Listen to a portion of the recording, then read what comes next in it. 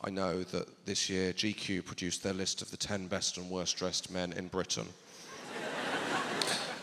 Was I on the best dressed list? Of course I thought, no, all right.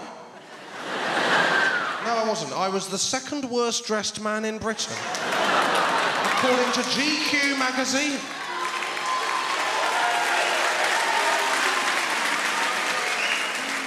Picture of me in a flat cap. I was going to the fucking gym, okay? They described my style, genuinely, word for word, as an update on Bilbo Baggins. He's not even a historical figure. How could it be an update? I was looking, like, it was judged by probably one of the judges was Giorgio Armani. I didn't even know that was a real person. I thought it was made up, like Georgia Asda. Number one, any guesses? Paul Hollywood.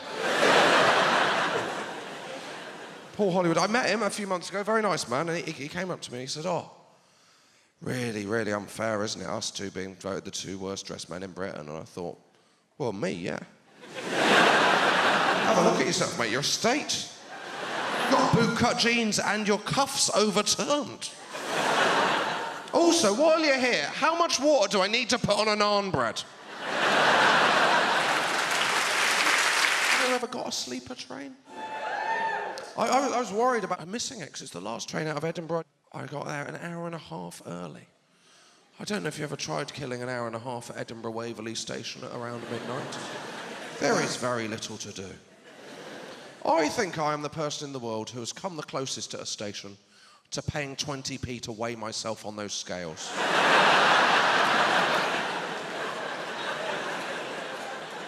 Who is using them? I mean, occasionally I'll pay 20p to go to the toilet if I'm desperate. I've never been that desperate to know my own weight.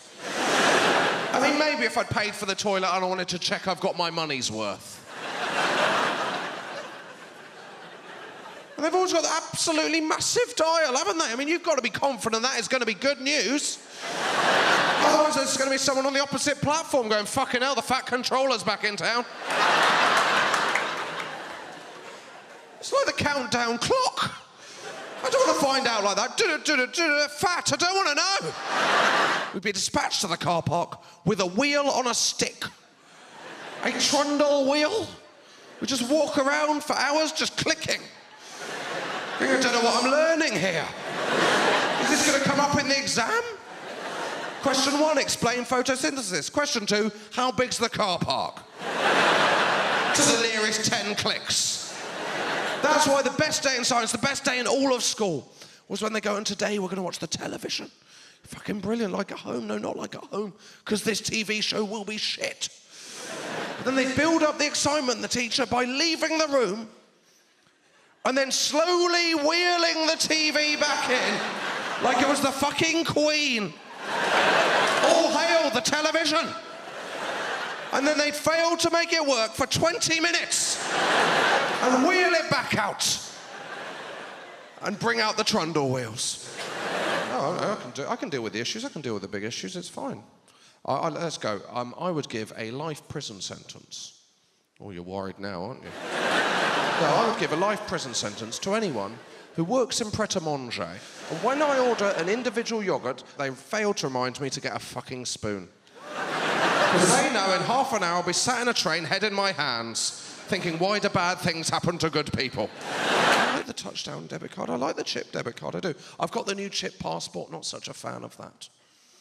No, they say it's good, you get the new chip passport, you get your own special queue.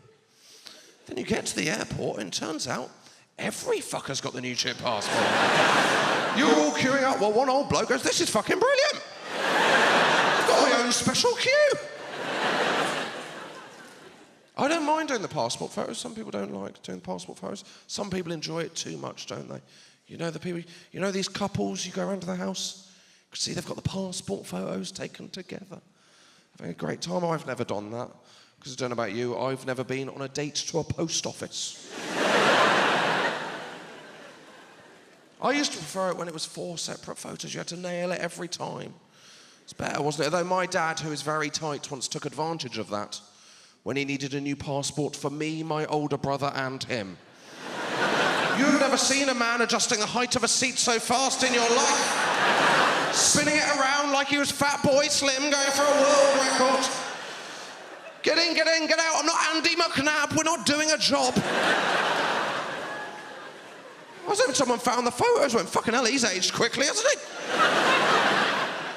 How long did this passport machine take? Actually, I lived in flat shares. I now live with my girlfriend. I don't like flat sharing. My final flat share, I lived with a man who couldn't handle being an adult, no good at it. To give you an idea, the moment I realised I had to move out, the moment it reached its peak was when I got a phone call from him one morning. I was out. He said, Josh, we've had a bit of an incident. I've managed to flood the landing. And initially I thought, well, that's an interesting use of the word managed. That implies he's been trying to do it for fucking ages. Well, there's no taps. This is a lot more of a challenge than I thought. I'm gonna have to run a hose pipe down from the bathroom. This is what he said. He said, Josh, I've had a bit of an incident. I've managed to flood the landing. I said, how did you do it? These are his words. He said, what happened was I fell asleep in the shower, covering the plug hole with my arse. Well, that isn't a thing. You can't just say that like that's a thing. I mean, that has never happened before. First, phone a plumber. Second, phone the Guinness Book of Records. So, well, didn't you wake up when you fell asleep and fell over? He said, oh no, I was a bit tired halfway through, so I just had a bit of a lie down. Sorry, how tiring is your showering technique? Yeah, well, I mean, am I showering wrong? I've never got to the end of my face and gone, fucking hell, I'm knackered. Gonna need 40 wings before I move on to my balls. I mean, he's not got a big face. I'm not living with David Coulthard. I mean, how did he do it? I mean, we've got that Radox relaxing shower gel, unless he's drinking it. When you go on holiday, people ask you to get them stuff. Have you had this? You go on holiday, they go, oh, you go on holiday? Yeah, yeah. Could you get me a large bottle of vodka? No.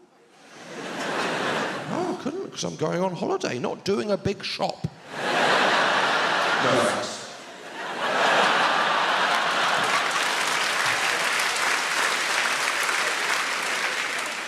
Do it. Oh, could you do me a little favour? Yeah, could you get me 4,000 Lambert and Butler? No! I'm not a mule! They might as well just go, are you all right to put this cocaine in a condom and shove it up your ass? They would give me this list of stuff, I've got it, I always say yes, and it's the final day I'm always just running around a city looking for these items. It's like I'm on that episode of The Apprentice. Just running around in Milan going, I don't know what a pashmina is! Hello, this is Josh Widdicombe. Thank you for watching whatever it is you've just watched. Please subscribe to the YouTube channel because I've heard it's an important thing that I'm meant to tell you to do. You'll get clips, updates, and whatever my agent tells me to do for the good of my career, which could only be beneficial for you.